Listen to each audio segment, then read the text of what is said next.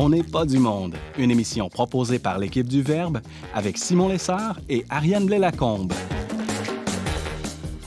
Cette semaine à l'émission, Benjamin Boivin s'étonne et s'inquiète des avancées de l'intelligence artificielle. Sarah-Christine Bourriane cherche un remède à la maladie du scrupule et le père Édouard Chatov nous entraîne dans les coulisses du Kremlin. Bref, on n'est pas du monde.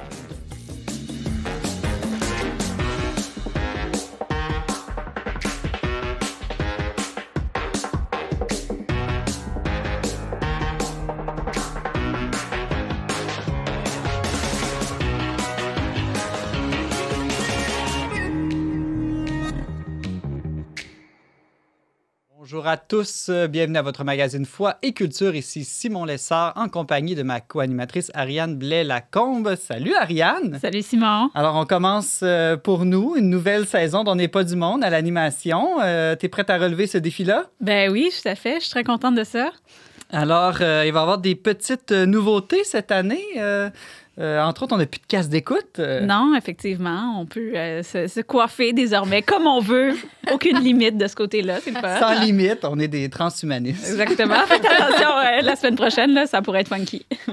Est-ce que tu prends le relais de James pour la musique? Non, on laisse tomber la musique, plus de fun, T'aimes pas plus ça, rien. la musique, non, toi? j'aime Non, pas okay. On devient une émission plate, là, c'est ça? Non, c'est ça. Non, en fait, c'est que la semaine passée, on a célébré le 300e épisode d'On n'est pas du monde. Puis il faut dire que c'est une émission qui a beaucoup évolué là, dans les dernières années. Là. On est passé de la radio seulement, radio et podcast, radio, podcast, YouTube, puis la télé. Donc, le moment musical, pour les gens qui nous regardent, c'est un petit peu bizarre de nous voir parler, faire des jokes très bonnes, puis les auditeurs ne pouvaient pas les entendre parce qu'il y avait de la musique par-dessus. Donc, on s'est dit, on va couper ça, puis on va à la place on va faire des jokes en ondes à la place. Exactement. Okay. On ne peut pas vous priver de ça. Super. En tout cas, moi, je suis vraiment content de relever ce défi-là avec toi. Et puis, n'hésite surtout jamais à me couper la parole. Ah, c'est correct. Fait que tu m'explaineras pas trop, non, là? Non, okay, non, jamais. C'est capable. Alors, aujourd'hui, autour de la table, plusieurs chroniqueurs. Sarah-Christine Bourriane, bonjour. Allô. Bonne année. On peut encore se souhaiter la bonne année. Bonne année, ben oui, c'est l'octave de la nouvelle année. Exactement. Est-ce que tu as des souhaits, toi, pour cette année 2023? Oui, ben je veux avoir plus d'amour dans mon cœur, évidemment. C'est une formule facile. Mais j'aimerais aussi avoir un autre enfant. J'en ai juste un, puis j'ai 40 ans. Donc, à tous les auditeurs qui prient, je me confie à vos prières. Mais oui. Ah, certainement, hein, Ariane? C'est une belle intention. Toujours quelque chose de joyeux à prier, des enfants de plus sur la terre pour être aimés puis aimés. Oui. Alors, mais aujourd'hui, tu vas nous parler du scrupule. Oui, bon, ça, c'est un autre... un autre sujet. Un autre sujet. On découvrira pourquoi ça t'intéresse un petit peu plus tard dans l'émission. Père Édouard Chatov, bonjour. Bonne année. Bonne année. Bonne et sainte année de grâce 2023 à toutes et à tous ici présents et aussi ceux qui nous regardent. De ton côté, as-tu un désir pour 2023? L'être humain est toujours un être de désir. Hein? Donc, mais peut-être le désir et la prière, c'est pour la paix, la justice, la grâce, la miséricorde. Et personnellement, et aussi comme l'Église et comme la société, pour que nous soyons toujours plus attentifs à ces réalités, que nous accueillons plus de la part de Dieu, de la part des autres, et qu'on essaie de les vivre. Merci, Père Édouard. Tu vas nous parler d'un livre un petit peu plus tard en fin Oui, d'émission. et ça va être aussi un peu comme la vie, un mystère. Ça va être dans les couloirs du Kremlin. On a très hâte d'entendre ça. Benjamin Boivin, bonjour, bonne année. Salut Simon, bonne année. Et toi, j'ai pas le choix de te poser la même question. Tu as un souhait ou un désir pour le 2023? Oui, malgré mon flegme caractéristique, j'ai des désirs. Je vais avoir un nouvel enfant cette année. J'espère, je désire être plus patient avec lui, peut-être que j'ai été avec le premier. J'espère que on va te le souhaiter. On va le souhaiter pour toi, pour ton enfant, pour ton épouse, pour tout le monde. On verra dans quelle mesure c'est un désir réaliste. Super, merci beaucoup. Alors, tout de suite après la petite pause, on parle avec toi, Benjamin, d'intelligence artificielle.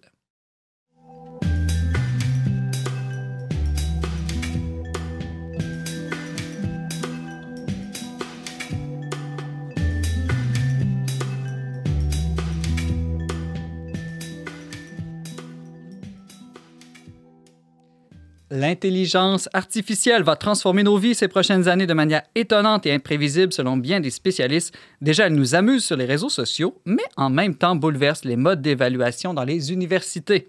Quels enjeux éthiques et sociaux soulève cette avancée technologique? Notre chroniqueur Benjamin Boivin s'interroge et s'inquiète sur le sujet. Salut Benjamin. Salut Simon. Alors, c'est pas nouveau qu'on parle d'intelligence artificielle, mais pourquoi au début de 2023, c'est le premier sujet qui t'est venu en tête?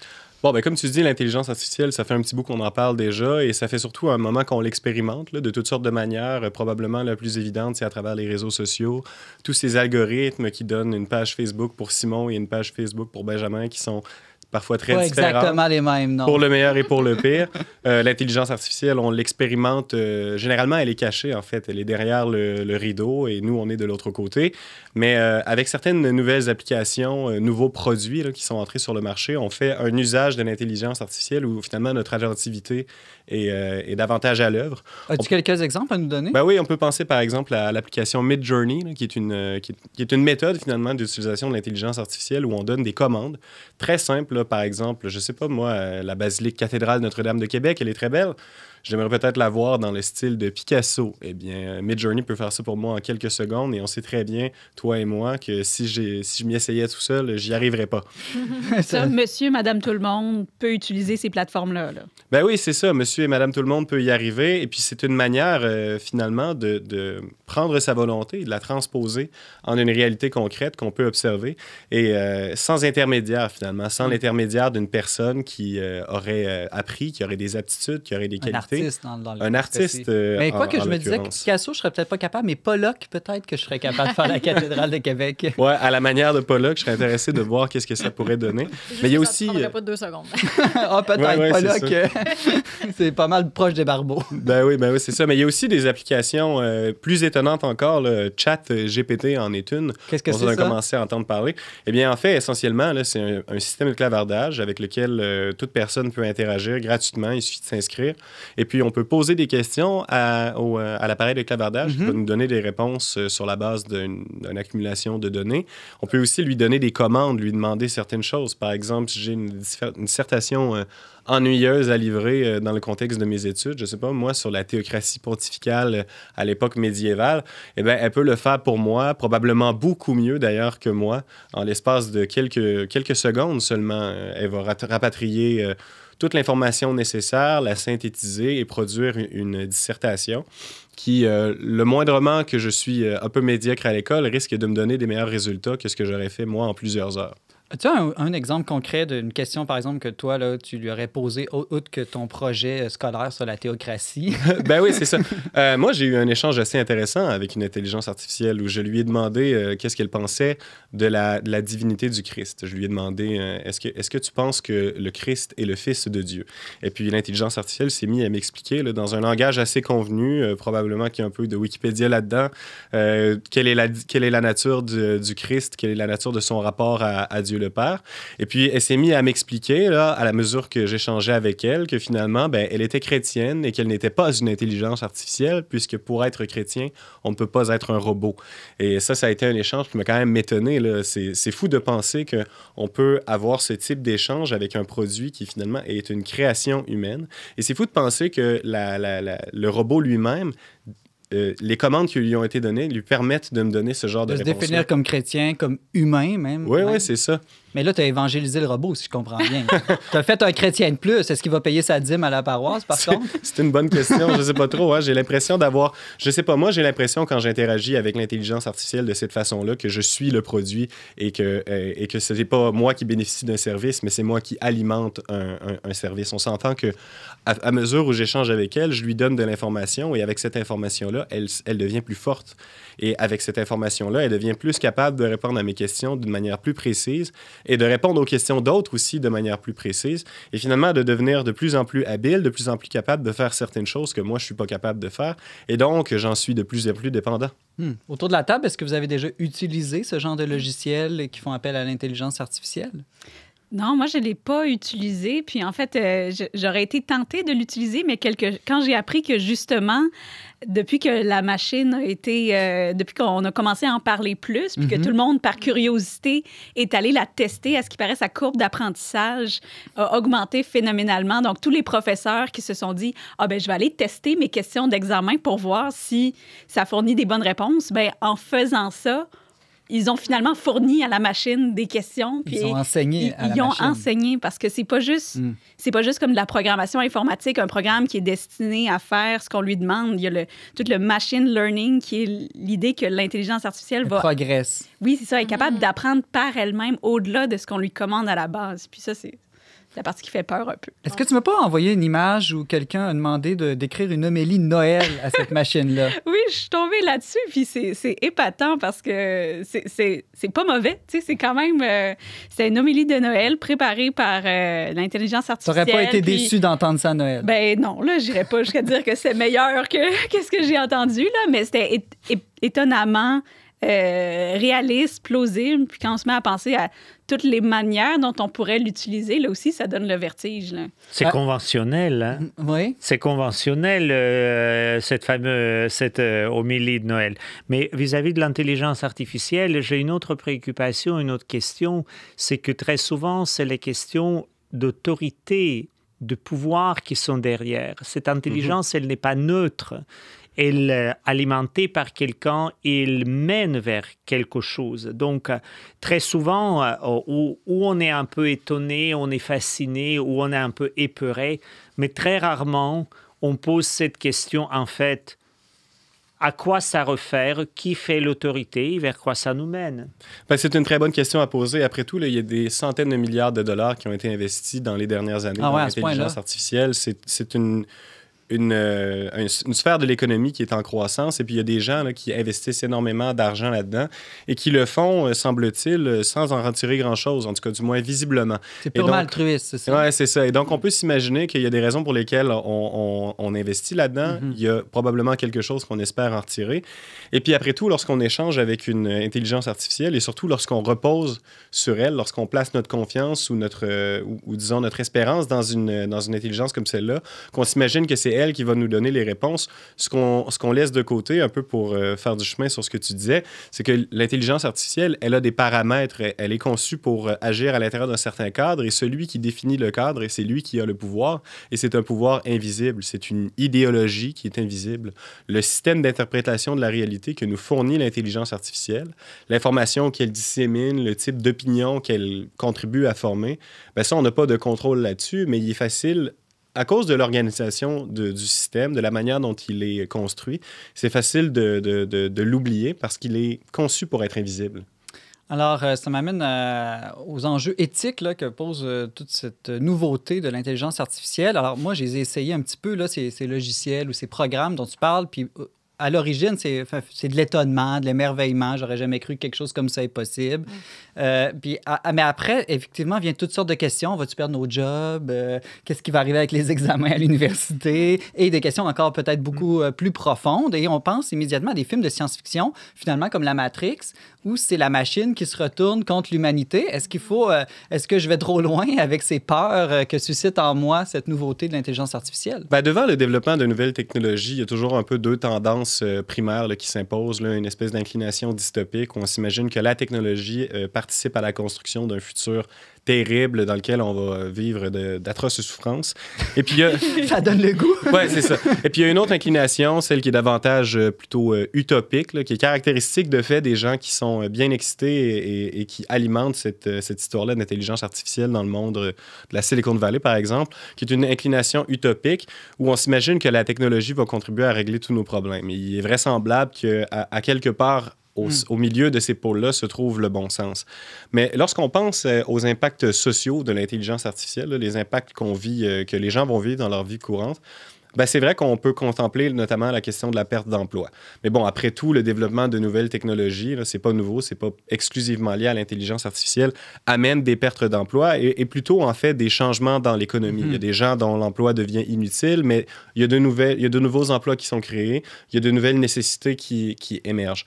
Moi, ce qui me préoccupe davantage au niveau de l'intelligence artificielle, c'est plus la manière dont ça nous... Le rapport que ça crée entre nous et et les activités qu'on fait qui sont vraiment proprement humaines. Des activités de la raison, des activités créatrices. Par exemple, moi, bon, je suis journaliste et j'échange beaucoup avec des graphistes, avec des illustrateurs, avec des photographes, des gens qui, par leur travail, par leur personne, par leur regard spécifique, l'expérience qu'ils ont, contribuent à façonner, disons, une image du monde. Et par l'image du monde qu'elles créent, qu'elles façonnent, elles entrent en relation avec des lecteurs, des gens qui regardent les images, des gens qui sont influencés par elles. Et ça, chaque personne qui est impliquée dans le processus, il donne un peu de lui-même, participe à un genre de co-création du monde, si on veut. Et la contribution individuelle, elle se perd lorsqu'on compte sur l'intelligence artificielle, qui mélange un peu la contribution de chacun là, à la base de données auquel a accès l'intelligence artificielle. Bien, cette contribution individuelle-là, elle se perd et finalement, on devient exposé à une espèce de tout informe à partir duquel on ne peut pas faire de différence et auquel on ne peut pas contribuer en propre, en tant que moi, je suis Benjamin, par exemple. Est-ce qu'on risque de devenir paresseux, d'une certaine manière? Bien, on risque de devenir paresseux, puis on risque aussi, puis ça, c'est un autre aspect, de dévaloriser de plus en plus les activités qui, de fait, et de soi, sont très nobles. L'usage de la raison pour analyser un problème, l'exposer à un groupe de personnes, requérir leur opinion, leur point de vue. L'échange que ça produit, là, c'est une activité très élevée de l'homme. C'est une activité qui est saine. C'est une manière pour nous de vivre de façon vraiment humaine. Et ça devient facile de dévaloriser ce genre d'activité-là lorsqu'on construit l'impression qu'une machine peut le faire également et probablement mieux, en fait, que l'homme. Ça va devenir comme de l'artisanat, finalement. Tu sais, c'est beau de la broderie faite à la main, mais finalement, c'est inutile. On est capable de coudre des vêtements, tout ça, mais... C'est ça. On sait tous un peu que, dans le fond... mieux peut être fait par une machine, mais on tolère l'existence de l'artisanat parce qu'on sait que ça nous aide à passer le temps, je ne sais quoi. Et en même temps, elle se nourrit de ce que l'homme a produit. T'sais, tous les philosophes qui ont écrit, mettons, Platon, qui a créé lui-même sa pensée, ben elle va se nourrir de ça, mais est-ce qu'elle pourrait générer... De la nouveauté, de l'innovation, ouais, des vraies découvertes scientifiques fondamentales. Est-ce qu'on peut espérer ça, même, de l'intelligence artificielle? Bon, ben, d'une certaine manière, moi, je suis d'accord avec ce que tu dis. Là. Il est vrai que l'intelligence artificielle, elle se nourrit de ce que l'homme fait, mais par le type de travail qu'elle fait, qui est souvent au moins aussi bon que ce que la moyenne des individus pourraient faire dans un secteur donné, ben, elle contribue à dévaloriser ou, disons, à décourager les activités comme celle-là, qui sont des activités d'excellence, et peut-être à réserver à une élite, là, à des gens qui sont particulièrement excellents dans certains domaines spécifiques, l'espèce de privilège d'activité proprement humaine et de nous laisser tous un peu esclaves de la machine. Il nous reste environ 2 minutes. Benjamin, je t'ai déjà entendu parler que l'intelligence artificielle a amené une désincarnation du monde. Comme chrétien, bon, évidemment, moi, ça résonne en moi. Le mot incarnation, désincarnation, qu'est-ce que tu veux dire par là? Parce que je veux dire par là, puis de fait, ça commence avec bien d'autres choses que l'intelligence artificielle, mais c'est qu'on vit de plus en plus dans un monde où finalement nos activités les plus simples, celles qui nous permettent de vivre en tant que personne, s'alimenter, le sport, toutes ces choses-là, elles sont de plus en plus sous-traitées et intégrées à l'intérieur d'une espèce de mode de vie virtuel qui prétend tout reconduire notre expérience, mais améliorer, parce qu'il n'y a pas les aspérités, les imperfections qui viennent avec le fait d'interagir avec des vraies personnes et d'interagir avec le monde dans toute sa matérialité. Lorsqu'on compte sur l'intelligence artificielle pour fonctionner, lorsqu'on s'imagine que l'intelligence artificielle va tout améliorer, bien, on sort un peu de la dynamique de l'incarnation qu'on est censé accepter, voire même désirer, et puis comprendre le bien que ça nous apporte dans la vie en tant que chrétien. On en sort un peu, puis on tombe dans un certain gnosticisme ou dans un certain idéalisme qui finalement nous sépare de la matière et qui risque de nous aliéner un peu toute la gang. Oui, puis ça me fait penser qu'une chose au cœur du mystère chrétien, c'est le mystère du mal, de l'imperfection, justement, et comment Dieu, dans sa providence, réussit à réutiliser les échecs, les croix, pour en tirer un plus grand bien. On pourrait se dire peut-être qu'un monde de machines qui fait moins d'erreurs, on va peut-être se priver de certains plus grands biens qui pourraient jaillir des erreurs aussi. Ben oui, c'est vrai. Des défauts de nos collègues, pas vous, là, évidemment, mais des fois, c'est à partir d'un défaut, d'un lapsus, que va jaillir quelque chose aussi. Oui, c'est souvent à partir de ces imperfections-là que finalement, dans la conversation entre vraies personnes, l'intelligence continue de croître. Merci, Benjamin. J'ai l'impression qu'il va falloir qu'on en reparle. C'est fascinant. Alors, tu es chroniqueur à On n'est pas du monde. On peut te lire fréquemment sur leverbe.com. Merci et à bientôt. Ça a été un plaisir. À bientôt. Vous aimeriez réécouter ou partager une chronique d'On n'est pas du monde? Abonnez-vous dès maintenant aux pages YouTube et Facebook du Verbe Média pour retrouver toutes nos émissions et ne pas manquer celle à venir.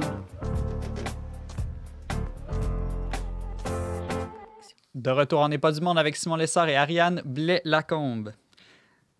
Les scrupules sont un mensonge diabolique qui essaie de nous persuader que nous ne sommes pas aimés de Dieu, disait Sainte Thérèse d'Avila. En rejetant le christianisme et prônant un relativisme moral, on pourrait penser que notre monde s'est libéré une fois pour toutes de cette maladie du scrupule, et pourtant, nombreuses sont les personnes croyantes ou pas qui doivent encore lutter chaque jour avec cette voix accusatrice en eux. Notre journaliste Sarah-Christine Bourriane a cherché à mieux comprendre les causes et remèdes derrière ces mensonges de la conscience. Salut Sarah-Christine. Allô. Alors pourquoi est-ce que tu t'intéresses à cette question en début d'année? Est-ce que c'est parce que tu culpabilises de ne pas garder tes résolutions? Bon, je pense que toi aussi, tu as l'air de pas être capable de les garder. Est-ce que vous prenez encore des résolutions du jour de l'an? Parce que finalement, vous découvrez que vous n'arrivez pas à les tenir. C'est pas mal ce qui m'est arrivé. Ça arrive à chaque année.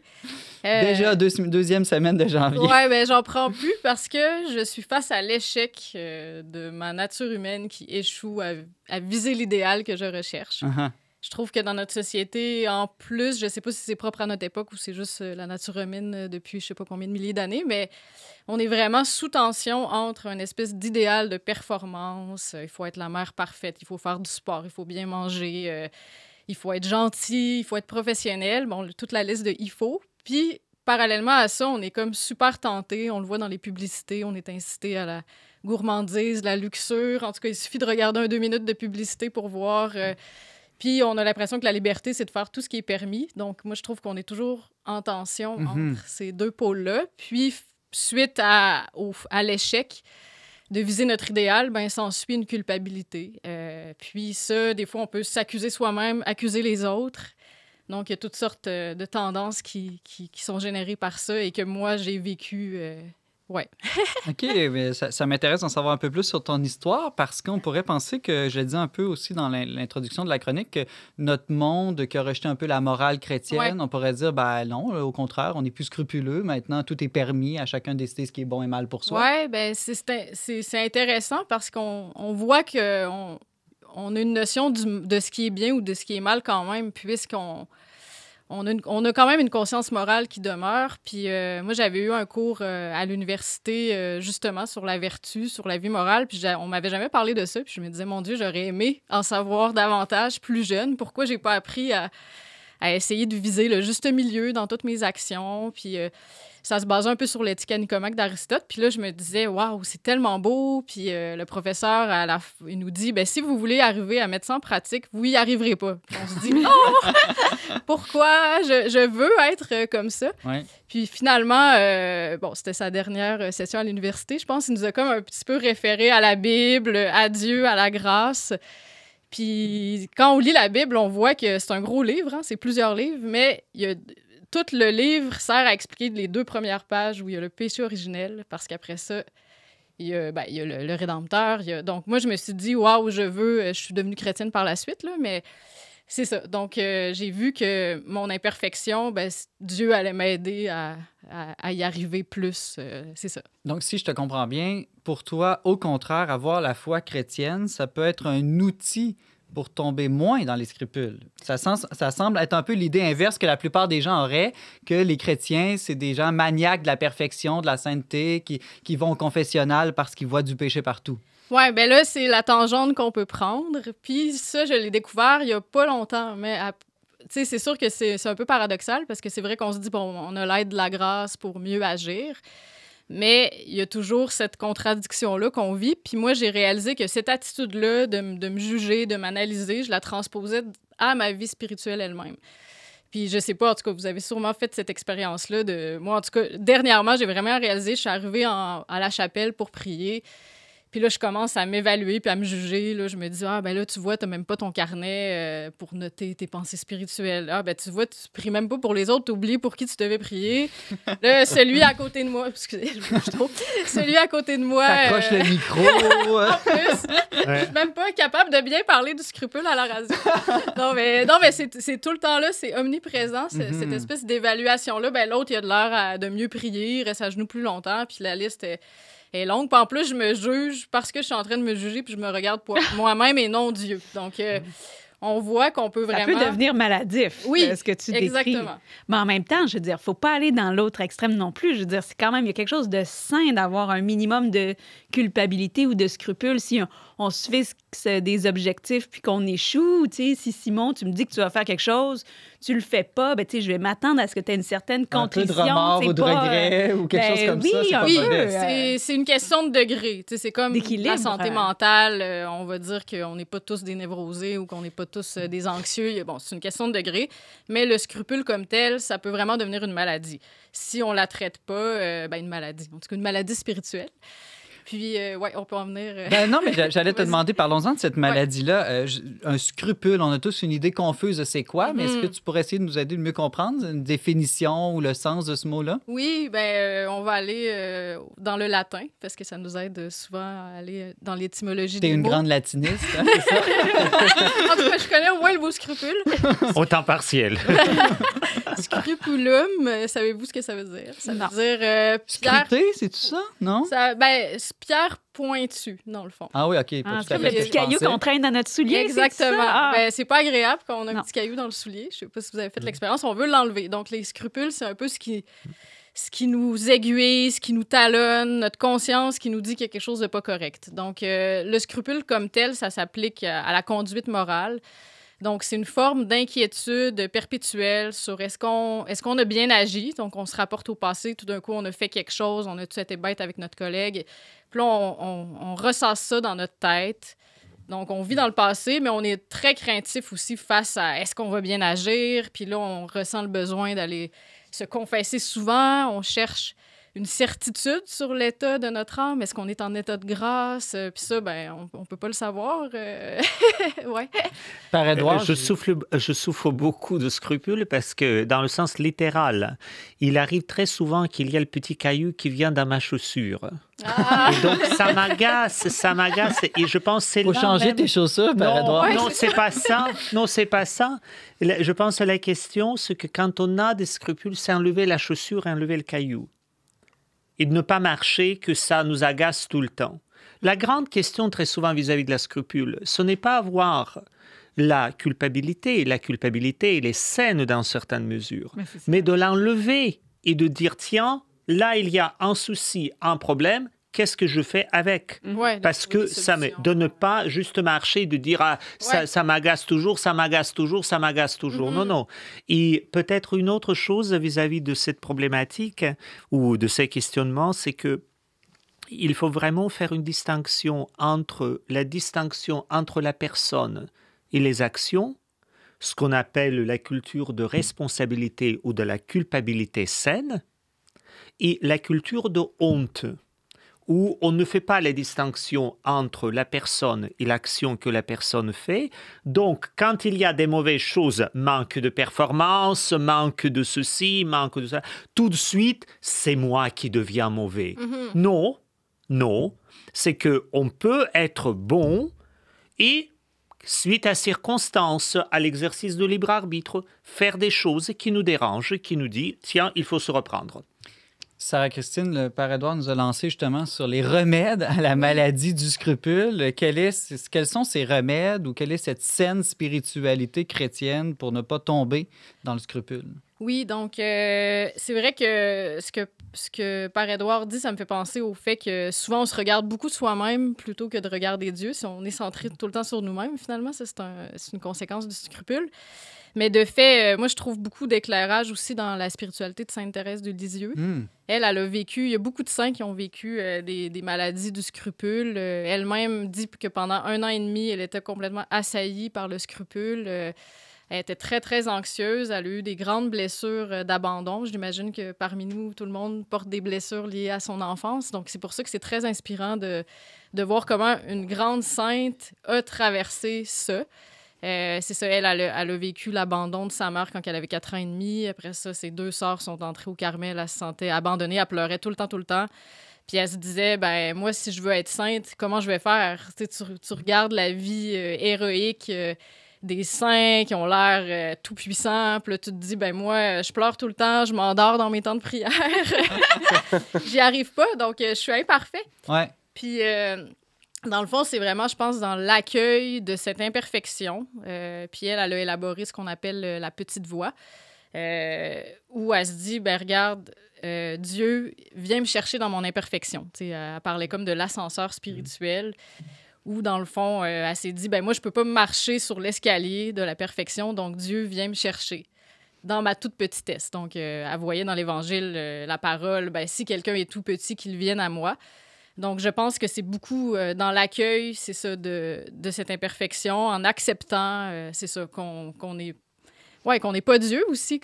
Puis aussi, c'est de s'en remettre à autre que soi. Je pense que quelqu'un qui est scrupuleux aussi, c'est ce qu'on va conseiller là, dans la théologie spirituelle, d'avoir un bon accompagnateur spirituel ou en tout cas de s'en remettre à un autre qui est plus sage que nous. Parce que des fois, nous, on est limités là, face à soi-même. Je ne sais pas si vous arrivez à bien vous connaître vous-même, mais... Parfaitement.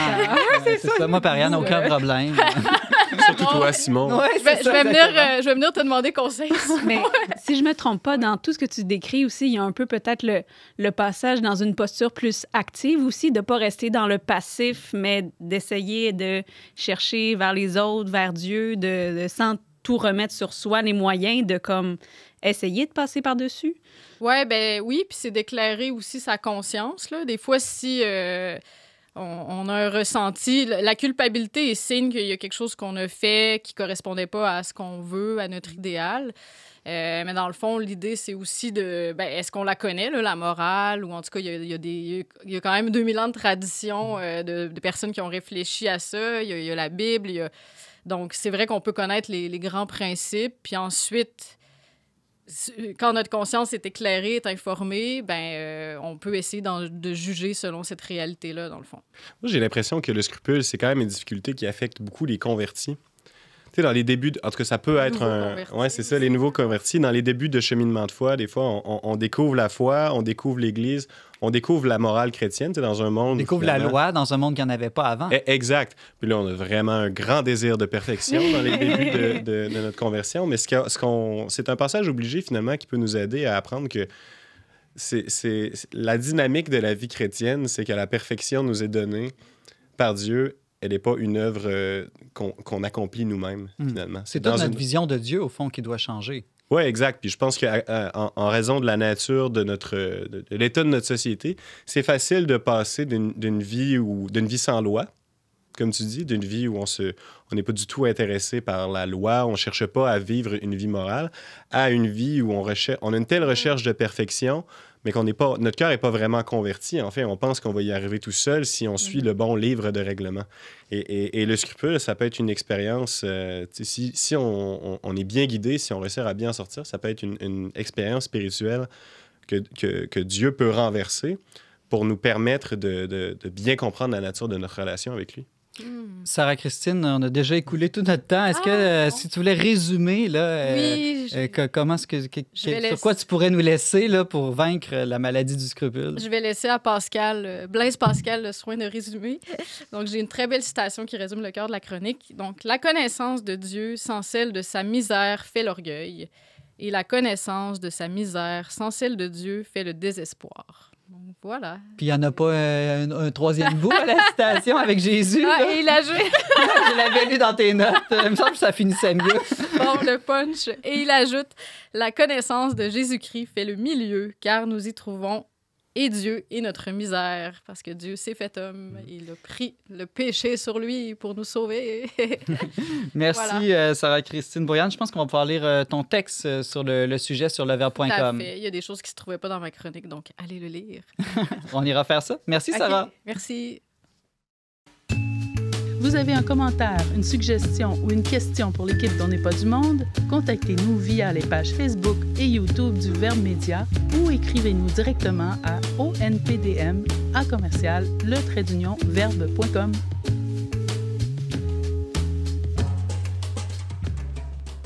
C'est toujours Simon Lessard en compagnie d'Ariane Blais-Lacombe. Vous écoutez On n'est pas du monde.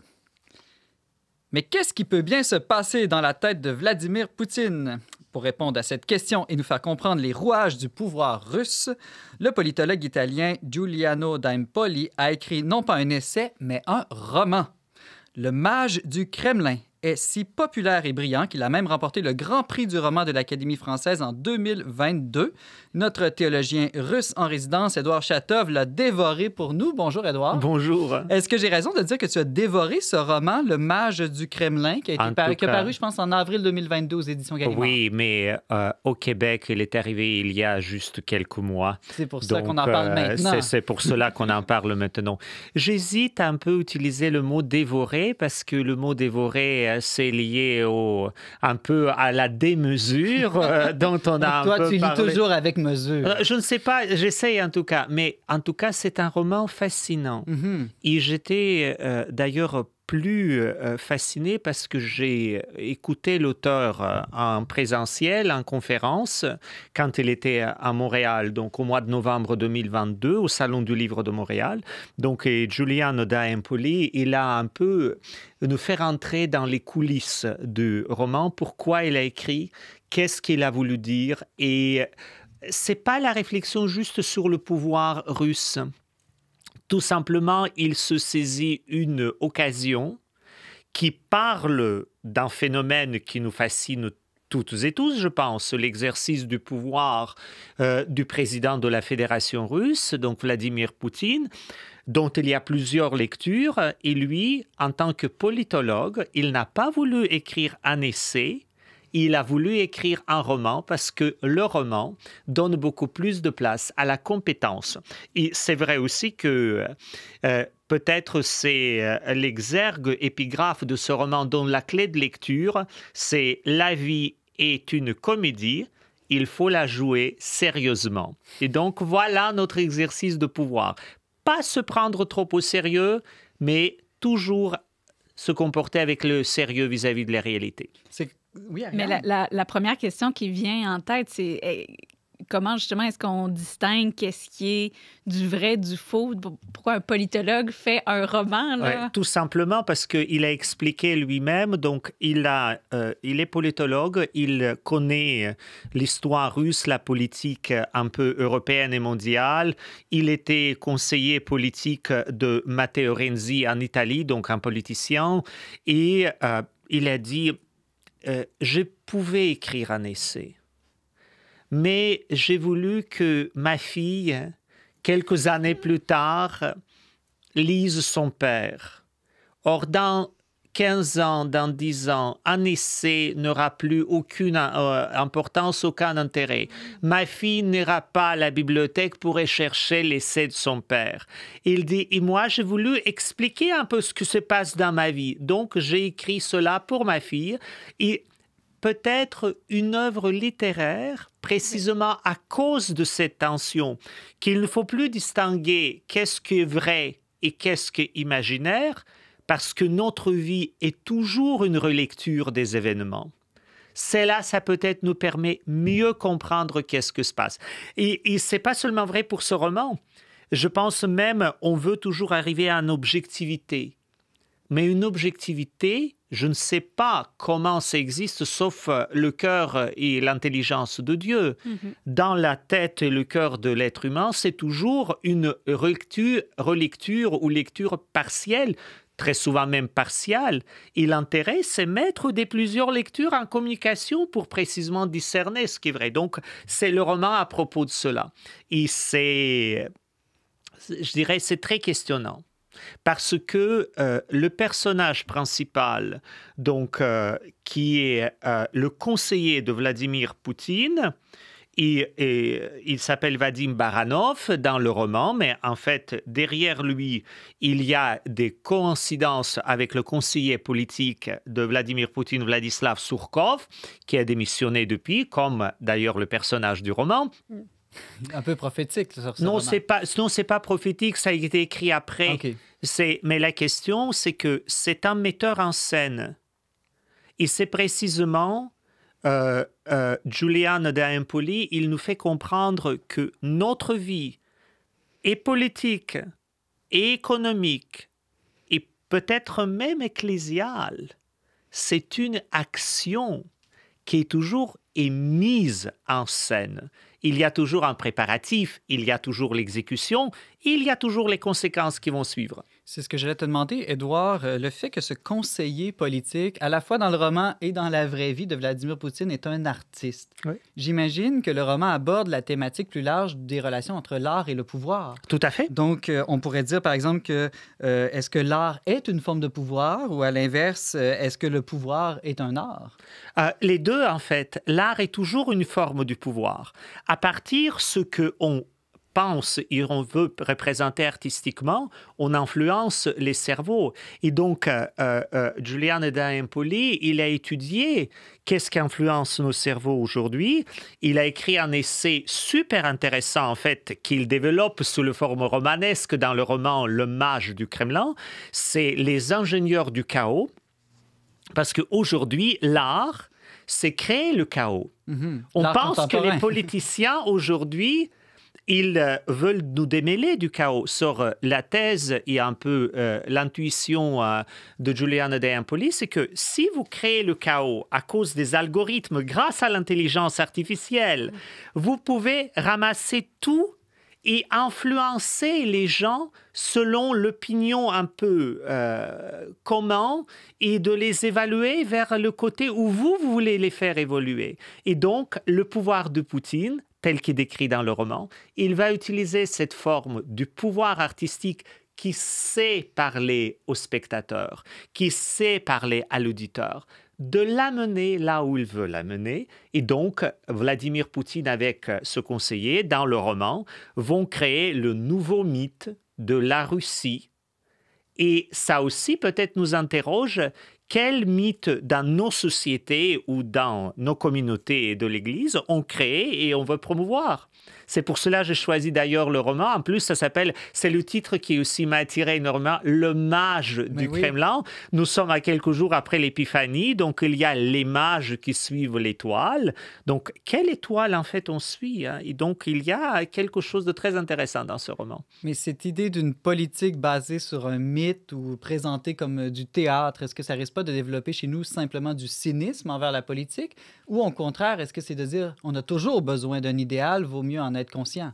Tout à fait. Et c'est précisément, il faut toujours avoir un idéal.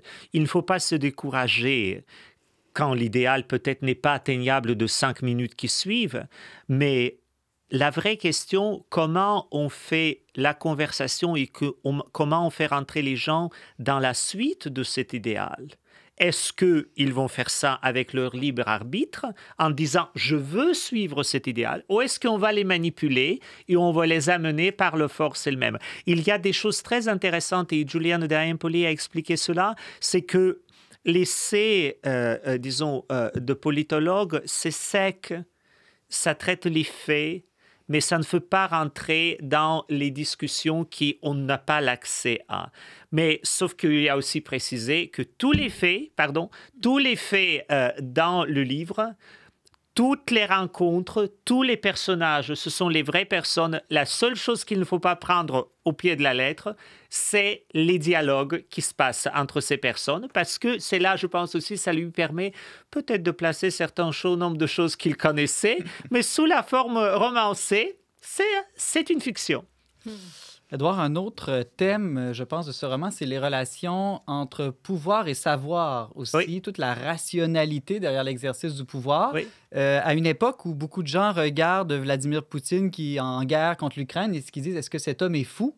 En fait, il semble, beaucoup d'observateurs vont dire n'importe qui d'un peu stratégique ne se serait jamais lancé dans cette guerre.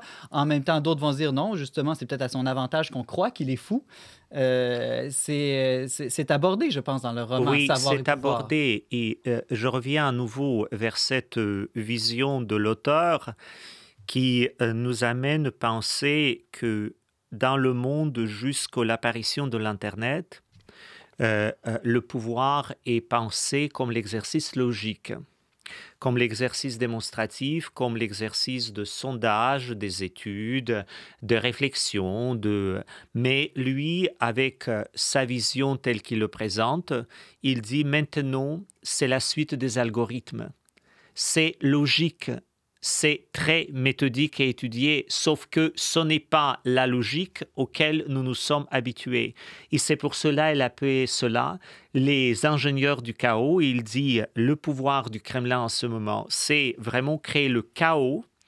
Et nous pensons très souvent que le chaos est déstabilisant pour le pouvoir, parce qu'on ne sait pas qui exerce. Mais compte tenu de la nouvelle technologie, on peut exercer le pouvoir dans ce chaos et on ne voit pas où on exerce le pouvoir parce que tout le monde est déstabilisé et c'est seulement qui fait la lecture grâce aux algorithmes, les données que personne ne voit en fait, ce que la machine est capable d'analyser à la vitesse incroyable. Lui, il est capable de voir dans quelle direction il faut y aller. Donc, ce n'est pas de la folie ou c'est peut-être, vous savez, il y a cette phrase que Chesterton disait, la folie, c'est quand il n'y a que la raison qui reste à l'être humain. C'est là que l'être humain devient fou. Et je pense maintenant, nous pensons que c'est de la folie exercer le pouvoir de cette manière. Mais c'est peut-être parce que c'est vraiment la rationalité poussée jusqu'à son extrême. Et quelle image de Vladimir Poutine est dépeinte dans ce roman? Est-ce que c'est, selon toi, qui est russe d'ailleurs, qui peut suivre un peu mieux que nous l'actualité russe, est-ce que ça te semble assez fidèle au personnage? C'est très fidèle. Et je pense, Giuliano da Empoli, il a compris peut-être un peu même plus que plusieurs analystes, en tout cas ceux qui s'expriment, ont compris de Vladimir Poutine. C'est n'est pas ni de la folie, ni de la vengeance pure. S'il y a un peu de cet esprit de raisonner, il y a aussi des émotions, disons, négatives, mais il y a aussi beaucoup de pensées et de mythes de la restauration du passé. Et c'est là, j'aime bien toujours rappeler la phrase, c'est peut-être là le problème, disons, et quand je dis le problème, le défi et de l'identité russe et l'identité humaine tout simplement. Il faut toujours tenir compte de notre passé, mais il ne faut jamais devenir les prisonniers de notre passé. C'est d'ailleurs un des remèdes de scrupules. Mais la question, c'est qu'il y a une analyse très profonde. Et je pense, grâce à la forme romancée, on saisit les personnages, pas d'ailleurs seulement Vladimir Poutine, mais aussi Boris Berezovsky, qui est le grand oligarque russe qui est mort à Londres et qu'on dit qu'il était assassiné, donc la preuve n'était pas là, mais on le dit. Il y a Khodorkovsky, qui était aussi emprisonné, le grand opposant de Poutine. Il y a aussi des femmes qui apparaissent. Il y a un personnage féminin qui montre aussi comment les femmes exercent le pouvoir et leur autorité sans même des algorithmes, mais il y a d'autres moyens de le faire.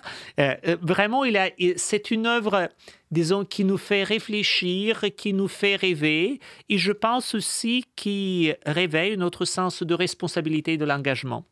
Je suis curieux de savoir si le patriarche de Moscou est présent. Est-ce qu'on aborde la question de la foi orthodoxe ou même de la foi personnelle de Vladimir Poutine? Parce qu'on sait qu'il y a une certaine instrumentalisation de la religion dans sa manière de gouverner le pays. C'est très bref dans le roman. Il y a cet aspect un peu de la spiritualité, mais il n'est pas mis en avant. Peut-être précisément parce que c'est un des éléments, mais n'est pas un élément principal. Donc, il n'y a pas, disons, le patriarche qui apparaît pendant 40 pages de roman. Non, il n'y en a pas. Benjamin Boivin, toi qui t'intéresses beaucoup à la science politique, je me demande, est-ce que ça t'intéresse, toi, d'aborder la politique à travers des romans, de la fiction, des histoires? Oui, j'ai trouvé ça super intéressant d'entendre Père-Édouard parler des essais politiques comme des œuvres sèches. C'est vrai qu'on on pêche souvent par une rationalité froide, puis... C'est pas ma définition, c'est Giuliano da Empoli l'a dit lors de sa conférence à Montréal. Oh, oui. Je me fie à ses propos. Hein? Mais je pense qu'elle est souvent juste. Et c'est vrai aussi qu'on s'étend souvent en analyse probablement excessive de phénomènes qui sont circonscrits dans le temps. Puis il faut essayer de s'exprimer d'une manière qui soit intelligible pour des futurs lecteurs, hein, finalement. Là, ça, c'est un effort qui est de moins en moins fait, j'ai l'impression. Et puis, le fait d'analyser en utilisant un médium artistique comme le roman, là, à travers la fiction, là, c'est jamais quelque chose qui me serait passé par la tête. Quoique après tout, dans l'analyse politique, dans la philosophie politique, on va pencher notre regard sur des œuvres de fiction pour en dégager des vérités générales. J'ai l'impression que l'exercice retourné a du potentiel. Je serais très curieux de lire ça.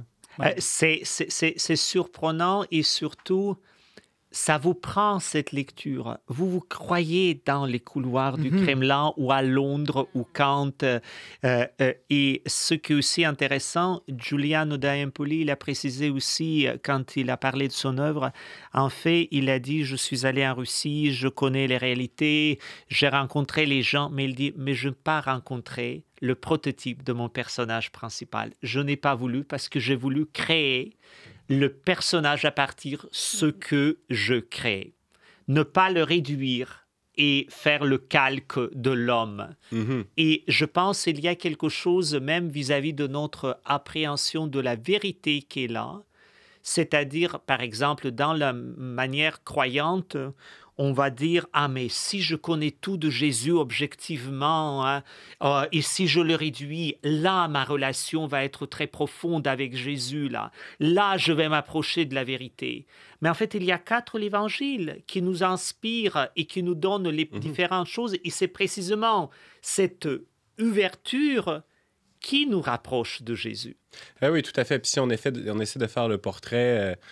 froid et rationnel, analytique d'un personnage politique, on n'y arrive jamais. Il y a de très bonnes biographies qui existent de grands leaders, puis je ne cherche pas à enlever du crédit à ceux qui les ont écrites, mais après tout, il y a toujours beaucoup du regard de l'auteur qui se retrouve dans le texte. Puis dans un roman, on rend ça visible ou on l'assume finalement. On l'assume totalement, oui.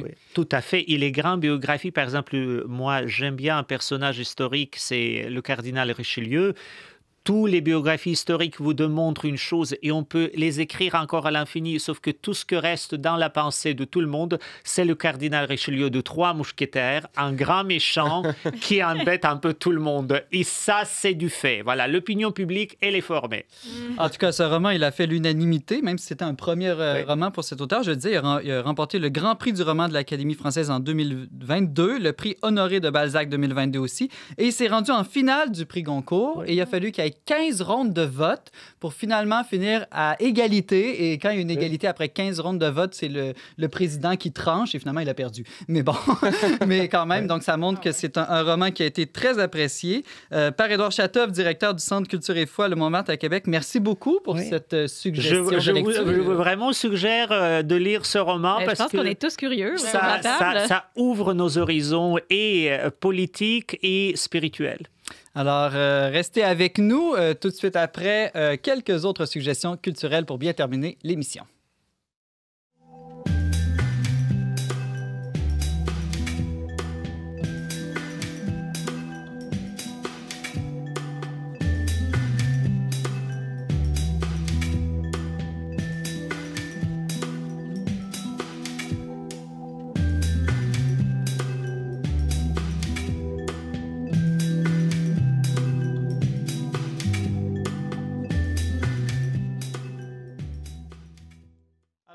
C'est le temps de tour de table culturel. Ariane, une suggestion pour 2023?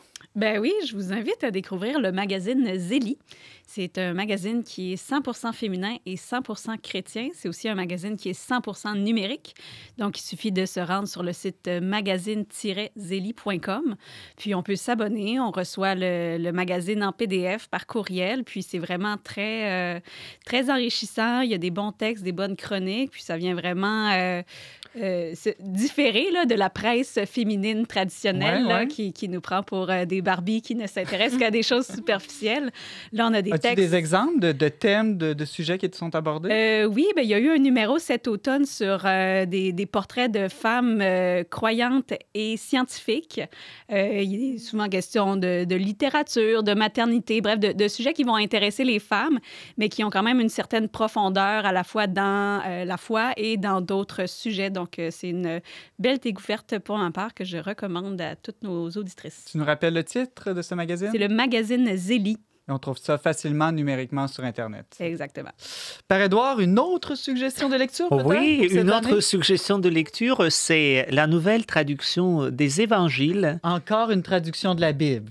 Non, c'est vraiment... Donc, l'auteur est Frédéric Boyer parce que c'est paru chez les éditions Gallimard. C'est un projet qui est travaillé pendant plusieurs années. Frédéric Boyer, c'est un traducteur qui connaît les langues anciennes. Il a retraduit le chanson de Roland, les confessions de Saint-Augustin sous le titre Les Aveux. Il a traduit aussi Kama Sutra. Il écrit les romans chaque année. Donc, vous voyez, mais il a voulu retraduire les évangiles. Et donc, il a travaillé ce texte et c'est une traduction très enrichissante, très passionnante, qui détruit certains mythes qui étaient créés il y a longtemps ou récemment, mais qui vraiment nous permet de ressaisir, je pense, la fraîcheur de la lecture. Le seul conseil que peut-être je donnerais, ce qui applique à presque tous les textes de traduction de Frédéric Boyer, il faut lire ça en haute voix. Ah, OK. Parce que, pour Frédéric, ce qu'il a expliqué d'ailleurs au Montmartre quand il est venu pour présenter cette traduction, c'est l'oralité passe à l'écrit pour que l'écrit devienne oralité. Et donc, vraiment, il faut lire en haute voix parce que quand on lit en haute voix, on respire. On ne peut pas lire tout et ne jamais faire le sens. Haute voix nous stimule faire du sens. Et c'est bien vrai qu'à chaque fois qu'on relit les Saintes Écritures dans une nouvelle traduction ou une nouvelle langue aussi, souvent ça fait jaillir en nous de nouvelles compréhensions. Tout à fait, tout à fait. Il y a vraiment les approches très intéressante et très étonnante. Quand même, il y a une grande introduction où il y a aussi beaucoup d'explications de cette traduction. C'est vraiment passionnant. Et je vraiment souhaite à tous les lecteurs du Verbe de lire cela. Donc, ça s'appelle Les Évangiles, tout simplement? Les Évangiles. Il y a l'auteur, Frédéric Boyer, Les Évangiles, Gallimard. 2022. Merci, Père Édouard. On va aller voir ça. Alors, Ariane, ça s'est bien passé, notre première émission? Bien, je pense que oui. On va laisser les auditeurs en décider pour eux-mêmes. Ils peuvent nous écrire aussi à onpdm@le-verbe.com. J'ai l'impression d'entendre James dans ma tête. Bon, alors on va se retrouver la semaine prochaine. Avec plaisir. Voilà, merci beaucoup d'avoir été avec nous cette semaine. Vous pouvez réécouter et partager cette émission en tout temps via nos plateformes de balado-diffusion, vos plateformes de balado-diffusion préférées. Pour tous les détails, visitez leverbe.com/radio. Je remercie Ariane Blais-Lacombe, ma co-animatrice, et Marc-Antoine Baudette à la technique, ainsi que la Fondation Lucien Labelle pour son soutien financier. On se retrouve, nous, la semaine prochaine, même heure, même antenne, pour une autre émission dont n'est pas du monde.